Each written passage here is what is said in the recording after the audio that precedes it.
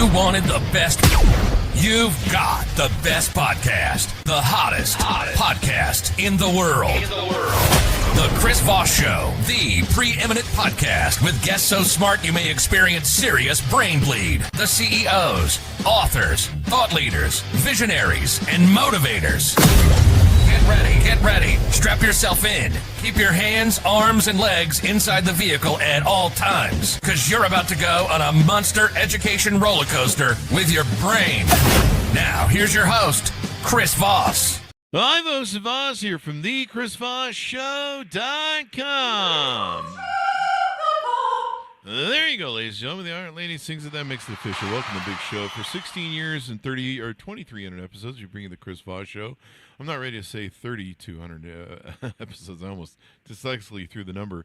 That's 1,000 from now. I don't want to do that anytime soon. But we're working there. One way, one show at a time. One show at a time, damn it. That's all we ask that you do is you listen to one show at a time and refer the show to your family, friends, and relatives. Go to goodreads.com/Chris Voss, LinkedIn.com/Chris Voss, Chris Voss 1 on the TikTok, and ChrisVossFacebook.com. Anyway, guys, we got an amazing young man on the show today. We're going to be talking to his insights and experience, and he's got an amazing story to tell and a way to awaken you and alert you to some of the people that might be in trouble out there that we can help get out of some jams. He is the author of the newest book that just came out February 21st, 2025. Matthew Friedman joins us on the show. His book is entitled Awakening the Advocate, Memoir of a Modern Slavery Activist, and we'll get into some of the other deets, as the kids like to say, of his details, so that we can find out more about him. Matthew is a leading, internationally renowned global expert on modern slavery and human trafficking.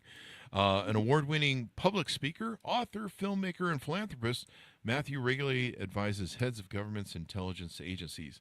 As the founder and CEO of the Mekong Club, Matthew is considered the leading catalyst for anti-slavery movement in Asia business sector by captains of industry. Welcome to the show. How are you, Matthew? Very good. Super glad to be here. Thanks for the opportunity. There you go. We need you to come back to Americas because we have a huge slavery problem here. A lot of married dudes. Oh! No, I'm just kidding. Actually, I come to the United States on a regular basis, and I do presentation tours across the U.S., and a lot of people need to know about this topic. It's a topic that's super important, but not very well publicized in that part of the world. There you go. Well, not to downplay what we're about to talk about, but we do squeeze the jokes in there. Give us your .coms. Where can people find you on the interwebs? Basically LinkedIn for me. In fact, in Hong Kong, there's 2 million LinkedIn users. I'm number 16. Wow. In terms of your number is 16. 16. So, lovely. actually, my wife is number 1. She's a lot smarter and more articulate than I am. She's also an author, and she talks about human trafficking as well. And well, there you go. Yeah. So, and you probably want to plug the I'm not sure I'm pronouncing this right. The MekongClub.org. Yeah, that's an organization that works with the private sector and helps them to understand the issue of human trafficking and modern slavery globally. There you go, guys. There'll be a link for that on the Chris Voss Show. So give us a 30,000 overview of what's inside your book. Well, I've been working on the issue of addressing human trafficking for about 35 years. And what I wanted to do with this particular book is to get vignettes. I have about 110 short stories. The first part of the book are testimonials from people who are trafficking victims, sex trafficking victims, forced labor victims, the perpetrators themselves, certain nuances and situations that I faced as an activist. And then the second part of the book, I wanted to ask the question, how did a shy, introverted New England boy find his way into working on this issue globally in 42 countries, having written 15 other books, having traveled to 70 countries and so forth. So I did a kind of an introspective look where I took milestones of my various experiences over life, and then I just pulled them together. So each of these vignettes is about a page long. It doesn't go into a lot of detail, but when you add them all together, it gives a composite picture of how does a person become an advocate? What are the things that happen? The bullying experiences. How did that affect my desire to address justice? Even being turned down by girls when I was a kid and how it felt, and All of these things basically added up to a lifetime of activism here in Asia and other parts of the world. Excuse me. Oh, Wow. So how did you get started into this? well, about 35 years ago, I was living and working in Nepal. I was working for USAID. I was a public health officer, and my job was to translate resources into healthier people. At that time, we were finding girls 12, 13 years old who were HIV positive. Couldn't understand what was going on. This is a very conservative culture. So I went to interview them in shelters, and I heard pretty much the same story over and over again. And it went something like this. A human trafficker would go into a remote village in Nepal, flag a bunch of money around to show that he was rich, and then he'd go around saying, I'm looking for a wife. Don't want an urban wife, I want a village wife. He'd find a 12-year-old girl, befriend her, go to the family and say, I'd like to marry your daughter. The family's thinking, wow, he's rich, he's handsome, going to take care of our daughter, going to take care of us. And that part of the world, marrying at that age is pretty common. A couple of days later, they have a wedding ceremony. The entire community is there. After he goes to the family and says, I'm going to take your daughter to the capital, Kathmandu, but don't worry, I'll be back in 3 months. But that's not what's going to happen. Wow. Instead, he takes her to Mumbai, India, to the red light district where the brothels are. When he gets there, he puts his wife into a room and says, honey, stay here. I'll be back in a few minutes. As she was coming in, she saw all these people milling around with funny clothes. She said, no. I'm scared. Don't leave me. He says, it's okay. He then goes to the madam who runs the brothel. And in order to get the $500 US, he has the gold from the wedding, and he hands the wedding pictures over to her. He then leaves to go back to Nepal to do this again and again. Wow. The madam then goes into the room where the girl is and says, guess what? Your husband just sold you to me, and you're going to be with 20 guys a day every day because I say so. You can imagine this girl's shocked. No, my husband loves me. No, that's what happened. When they internalize this, many of the girls say, I'll kill myself before I do those shameful things. I'm a good Hindu girl. The madam then takes the photograph of the wedding and says, is this your mom, your dad, your brother? If you hurt yourself, we'll hurt them. So she's trapped in this situation.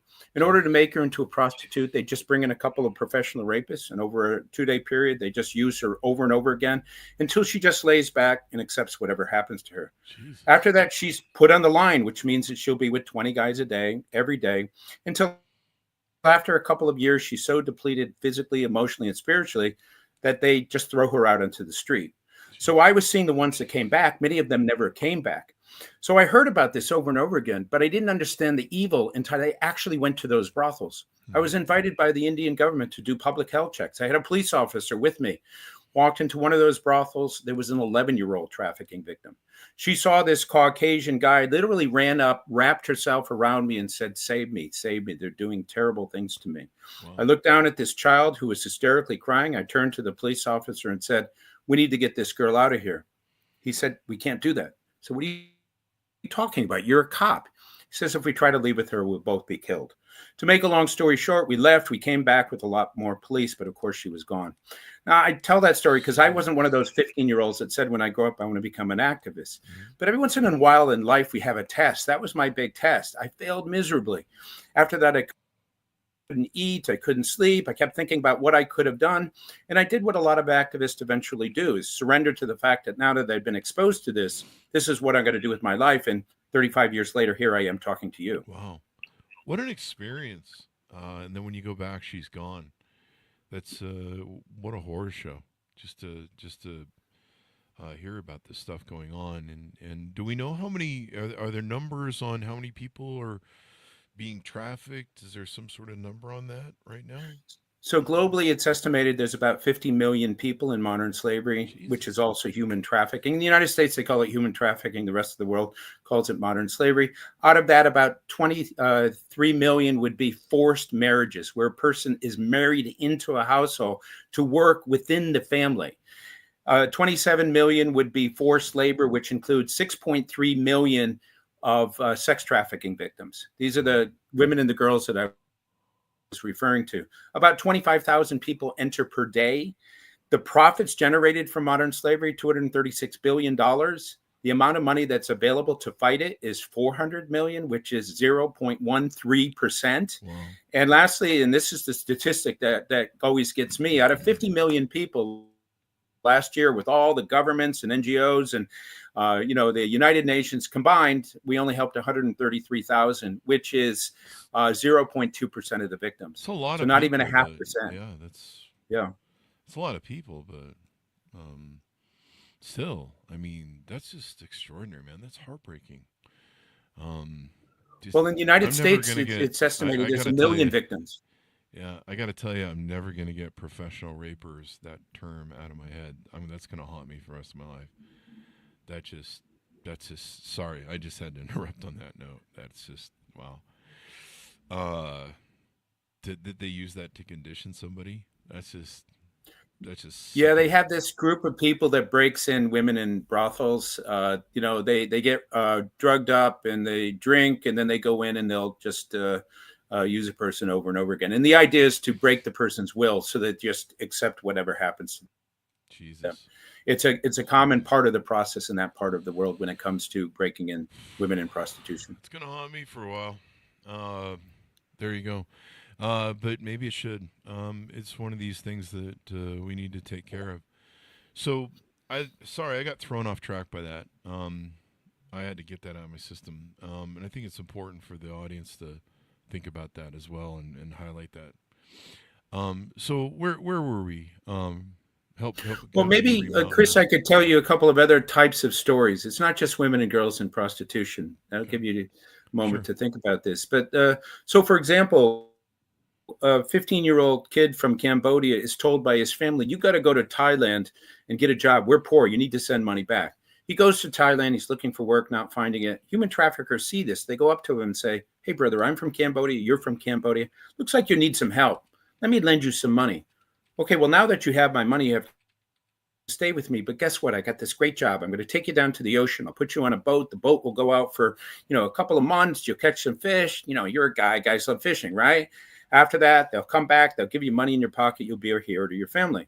So he goes down to the boat, gets on the boat. The boat goes out, but it doesn't come back after 3 months. Stays out for 4 years. This poor kid will end up working 17, 18 hours a day, every day. If he doesn't, he gets beaten. He gets tortured. The only food he'll eat the entire time he's there is something like rice and fish, nothing nutritious. They often give drugs to stimulate him to work those long hours. If he gets injured or if he gets sick, they throw him off the side of the boat. At the end of the 4 years, boat comes in. Captain says, go away. Guy says, I'm going to tell the police what you did. Captain says, go ahead. We own the police. Another example of human trafficking. No, they don't. This is a dumb question, I think, to ask at this point, but they don't pay him for that either, right? No, he didn't get paid anything. He gets nothing. Wow. And if you get hurt, they just throw you overboard. No bother. Yeah, I mean, yeah, they don't because they can get people who are brought in by the feeder boats that take the fish away with even more of these people who are basically slaves that end up on these boats. It's a common thing in fishing all over the world, actually. Jeez, that is extraordinary. We really get spoiled in America because we think that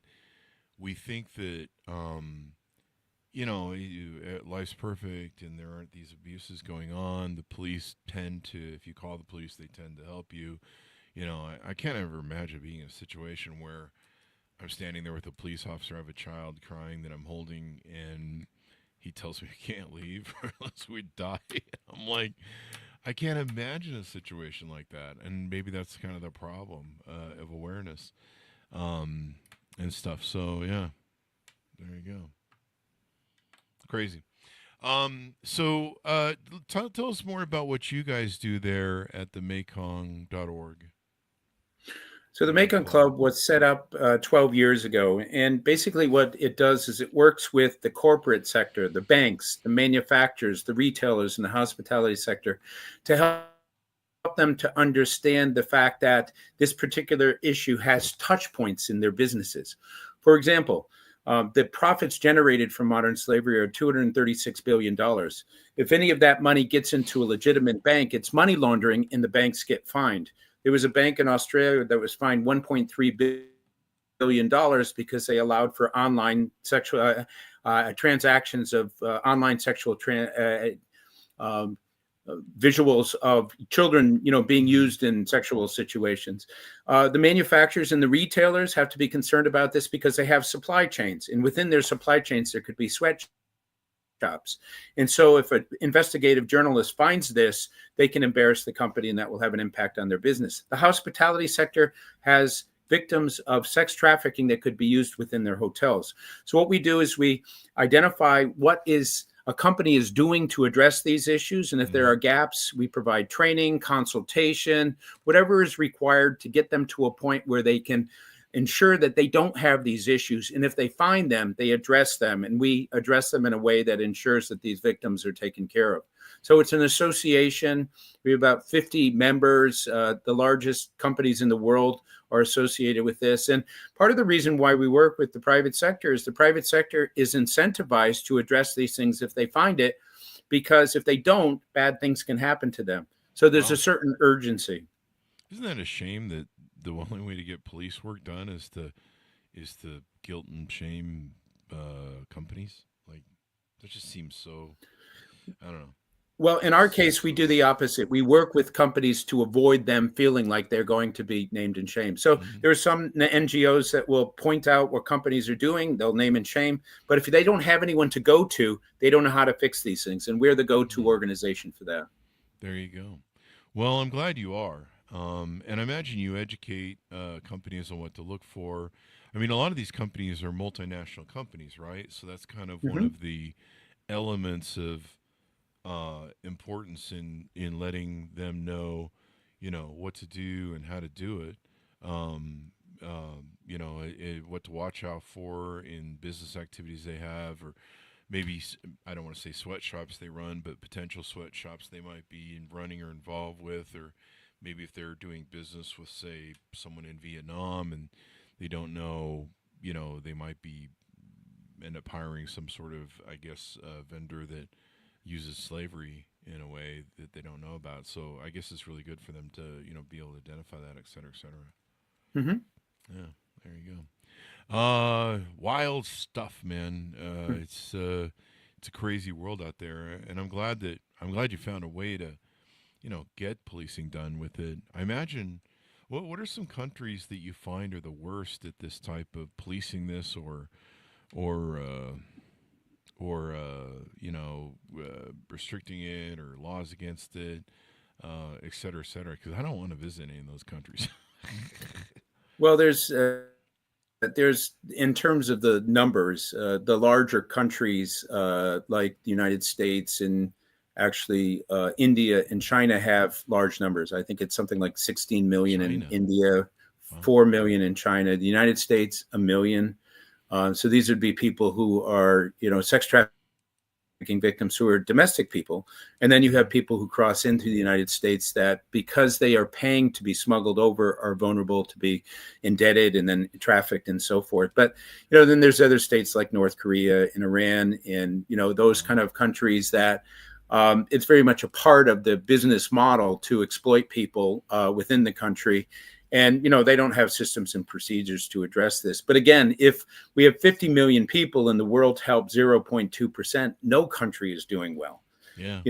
And in fact, in terms of the convictions, it's estimated there's about 500,000 criminals out there. Last year, the world convicted 6,000, which is 0.8%. And part of it is that, there's just not enough people who are focusing on this. Law enforcement doesn't see this as a priority. It's a really complicated crime to go after. And so as a result of that, we just don't have much a push on this. The other thing is the general public doesn't know about this. And if you don't know about an issue, you don't care. If you don't care, you're not going to do anything. And so part of the reason for doing these podcasts is just to get in front of people and say, here's a problem. It's kind of not in your face, but it's out there. It's relevant. You heard that story about that girl. That's one girl times 6.3 million women and girls in the same situation. Imagine if you heard of a rape case in your community, everybody gets up in arms, but we have 6.3 million women and girls out there being used over and over again every day. And we don't have a global response to that. That keeps me up at night. And I don't know what it is that we have to do in order for that to change. You think we think we've fixed all the problems in the world: forced marriage, forced labor in private economies, sexual exploitation, indentured labor of children, state-imposed forced labor. I think some states still do that. I think Alabama or Arkansas still do forced labor, or I don't know. They still have you labor if you're in prison, and I don't know. I think I've heard stuff. I don't know. Anyway, yeah. What about? I mean, what do you think about? Sometimes modern slavery and exploitation is geared towards escorts and prostitutes, et cetera, et cetera. Do the OnlyFans has become like a really crazy thing that a lot of people are using to exploit themselves, but I think they mostly do it themselves. There could be hidden hands behind the thing. Do you guys count those sort of numbers? You know, legitimate licensed escorts, and do you see them as you know, being as a part of your exploited thing, or some of them are self-exploiting themselves on OnlyFans? So I've always been kind of curious. What is there a delineation line in this? Yeah, I mean, yeah, there's if you stop and look at prostitute in general, there's literally millions of people in prostitution. Yeah. Now, there's basically three ways people get into it. Number one is you have a certain percentage who choose to get involved and be a part of it, despite the fact that they will say over and over again, I want to do this, and there's a choice. Many of them have backstories. Most 15-year-old girls don't wake up and say, when I grow up, I want to be in prostitution. Sure. So, you know, they make a choice and they have a certain amount of control. The second category would be people who are just desperate. They have no other ways of making money. And so in order to survive in different locations, they sell themselves. They don't want to be doing it, but they recognize if they don't do that, they're not going to be able to, you know, feed their kids or feed themselves. And then the last category would be the people who are tricked and deceived into situations where they're controlled by others. They don't get any money at all. They don't have any control. If the brothel or the institution says don't wear a condom, they don't wear a condom. Many of them get sexually transmitted diseases. You can imagine the psychological damage that goes along with these types of things. And so the percentage that falls into those categories is not understood. I think the 6.3 million figure is an underestimate. I think it's much higher than that. But, you know, we just take the statistics that we get from Walk Free and from the United Nations, and that's what we use. But, you know, I've interviewed literally hundreds of these victims. In fact, in Nepal, I interviewed over 350 of them for a book project. They were all under the age of 15, and every one of them died of AIDS. So to add insult to injury, you're tricked and deceived and taken away, forced to have sex with multiple partners over and over again, and then you die a painful death, and that's your life. Wow. And so when you interview these girls, they're like, you know, when I look back, you know, I didn't get married. I couldn't have kids. I couldn't, you know, be a part of all the seasons and the festivals and grow old and, you know, live a life that was stolen away from me. Their freedom was taken away from them. And it's a fundamental human right. All of the other freedom that we have, or human rights, are somehow attached to having freedom of choice, and that's taken away. And that's part of the reason why this is so horrific. Oh, yeah. What about you mentioned the UN and are there any other national programs or UN programs that try to I don't know, mitigate against this stuff? Maybe is the right word. Well, I ran one of the larger counter-trafficking programs in the world with the United Nations, UNDP. I was based in Thailand. I had offices in China, Vietnam, Laos, Cambodia, Thailand, and Myanmar. We worked with the highest level of governments. We funded the non-government organizations. We collected research. We did a lot of things that added value to addressing the issue. And part of what we tried to do is to empower the governments to understand that they have a role to address this, because we're talking about illegal activities. So we would train their people, we would train the law enforcement people, and so forth. There was a certain amount of momentum in that, probably not as much as we had hoped, but it was money actually well spent, because each of these governments was reviewed at the end of the year. And because of face in this part of the world, no country wanting to be perceived as doing less than others, they would excel. They would have their government officials do whatever they could to move forward. And so there are programs like that around the world.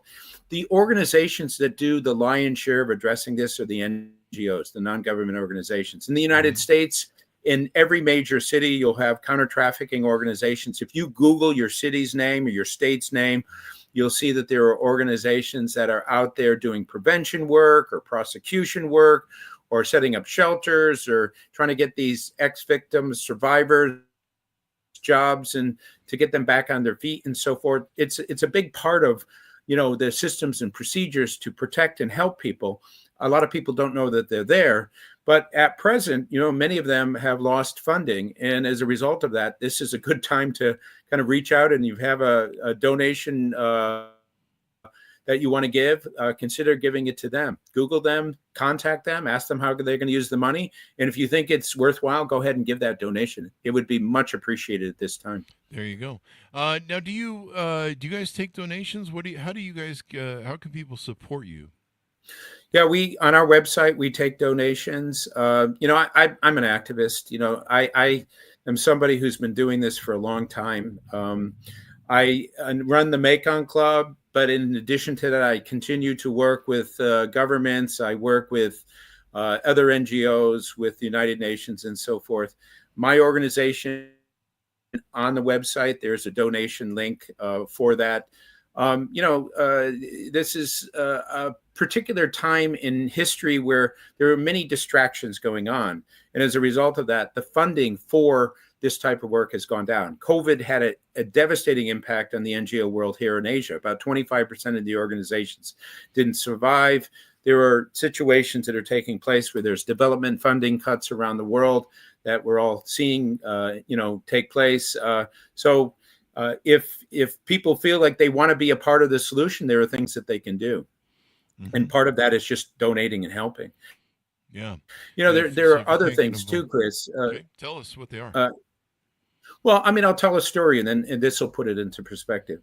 So once again, years ago when I was in Nepal, I desperately wanted to do something to address human trafficking. So I decided I was going to write a book, and I went to the shelters and I interviewed the women and the girls, went to one of the shelters, and there was a girl named Geeta. And every time I approached her, she said, no, I don't want to give my story. But as I interviewed everyone else, she was sitting there listening to everything that was being said. When I finished and I was leaving, Geeta comes running up and said, I changed my mind. You can have my story. Wow. So she sat on one side of the table. The rest of us sat on the other side of the table. And over a 3-hour period, she told the worst story of rape and torture and disease and murder and betrayal. Honestly, I interviewed many, many people. This was the worst one I ever heard. I didn't know what to say. Mm-hmm. Finally, I turned to Geeta and I said, wow, Geeta, you must be so angry at the traffickers for the horrible things they did to you. She paused. And then she said, no, I'm angry at you and you and you. She pointed at us. She said, where were you? She said that every single day she woke up praying for somebody to come and help. Nobody came. Wow. Said that she went to school till she was 12. She knew that everything out there in front of her was right out in the open. Nobody was doing anything. She said she wasn't angry at the traffickers. She said they're just bad people doing what bad people do, bad things. She said she was angry at the good people, at society for allowing a 15-year-old girl to be commercially raped 7,000 times only to eventually get AIDS. Now, I tell this story because she pretty much called us all out. She recognized that the 30, 40,000 do-gooder types like me around the world weren't able to get beyond 1%.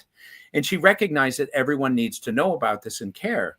So the things that you can do, one thing is just to learn about this issue. And you're learning about it right now. Yeah. But once you've heard this, go out and, read books. I have another book called Where Were You? I have the book that just came out. There are other books out there. Watch videos. Once you have that information, talk to your friends, your coworkers, your family members. Raising awareness is a big part of it. Mm-hmm. Be a responsible consumer. Before you buy branded items, go online to see if that company has a policy on this. Most big companies do. And if they do, congratulate them. They appreciate that. If they don't, you say, I like your products, but I'd feel better if you had a policy. That positive reinforcement makes a difference. You can volunteer. We have volunteers from all over the world. Students and people in, corporate sectors, academic sectors. In fact, my youngest volunteer was 9 years old. Wow. She saw me in a documentary. She approached me, said, Mr. Friedman, human trafficking is terrible. I want to help. I said, you're 9 years old. She said, so what? I said, you're 9 years old. She said, 9-year-olds are the new 16-year-olds. Give me an opportunity to, prove myself. So I said, what can you do? She said, I can find anything on the internet. Oh. So I had a couple of interns, second-year law students from Ivy League schools. I gave them an assignment. They couldn't find it. Gave it to her. 2 days later, I had everything I needed. Wow. Why? Because, as human beings, we all have that secret thing that we're super good at. For some, it's public speaking. It could be writing. It could be networking. In her case, it was finding things on the internet or selling T-shirts. If you apply that to volunteerism, then it's a win-win. you benefit, that organization benefits. And again, the donations and the fundraising really makes a difference at this particular time. Oh yeah, there you go. All the great help you can do, and like you said in that story, you know, we want to be more the good people and save these people, but geez, it's such a huge thing. Um, and your organization helps do that. Is there there's tools and resources on your website people can utilize? I suppose if they own companies, they can try and get involved as well. Yeah, I mean, there are two things like on our website. About 60% of the tools are available to any companies. We do a lot of talks for companies. We do a lot of the panels and the conferences and the major events in order to raise awareness about this. I'm also actively on LinkedIn. During COVID, I decided I was going to do a LinkedIn article a day for a year, Mm-hmm. which is about 520 words. It was okay for the first 4 months, but it got challenging after that. So there's a lot of content on there related to testimonials and what you can do and how this affects companies' ESG and sustainability. And some of the stories that I told were on there. And we do this again to raise awareness, to help people to understand that this is a topic, and to also give them a sense of hope that you as a person can step up and be part of the solution as well. Definitely. Sounds like a good project to have that can change the world and help improve it. So there you go. Anything more we need to discuss as we tune out, Matt? There's one other thing that I focus on, and that is we have a campaign called Be the Hero, Be the Change. For years, I would get in front of an audience, and let's say there's 100 people, and after I do a talk, 10 people would come up and say, oh my gosh, what can I do to help? Because that cause resonated with them. So, I often say we as human beings don't pick our causes pick us. For me, it's human trafficking. As many times as I tried to turn away, I keep coming back to that. My sister, she cares about animals. She runs an animal orphanage and for abused animals, and that's her thing. My brother cares about a climate. We as human beings just have to figure out what our cause is and take some responsibility for addressing this. So this goes beyond human trafficking to say, figure out what your cause is, decide you're going to do something, and then get involved and do something. And it's as easy as, again, raising awareness, donating, being a responsible consumer. But if 1 million people did that, that's 1 million times these kind, compassionate gestures, and that adds up. And that's what's going to be the thing that heals our world. Because in the absence of that, there's not enough government, NGO, or United Nations support to even have an impact in any of these issues. So we have to have a mindset change. And that mindset change includes us all being a part of the solution. Definitely. Well, it's something that needs a lot of education on people. It's stuff that needs a lot of, I see when I go places, they always have these safe zones here in America. I'm not sure how, running into McDonald's is going to save you, but maybe so. I don't understand how the whole thing works. But, it's good that they're there and they let people know. I know that people have sometimes been in abusive situations, and they can usually give signals to people to, let them know that they're in trouble. So, yeah, definitely something. Well, we learned today a lot about this stuff. It's crazy. So Matt, as we go out, give us your .coms. Where can people find you on the interwebs to get to know you better? MaconClub.org is my organization. LinkedIn, you just search Matthew Friedman. I'm in Hong Kong now. That's where I'm based. Those are my two platforms. There you go. Well, thank you very much for coming on. We really appreciate it, and a wonderful education for us, and to support a wonderful cause. Thank you very much for the opportunity. I really appreciate it, Chris. Thank you. And thanks, audience, for tuning in. Go to goodreads.com/Chris Voss, LinkedIn.com/Chris Voss. Order the book wherever fine books are sold. Out February 21st, 2025. It's called Awakening the Advocate, Memoir of a Modern Slavery Activist by Matthew Friedman. Thanks for being here, folks. Be good to each other. Stay safe. We'll see you next time.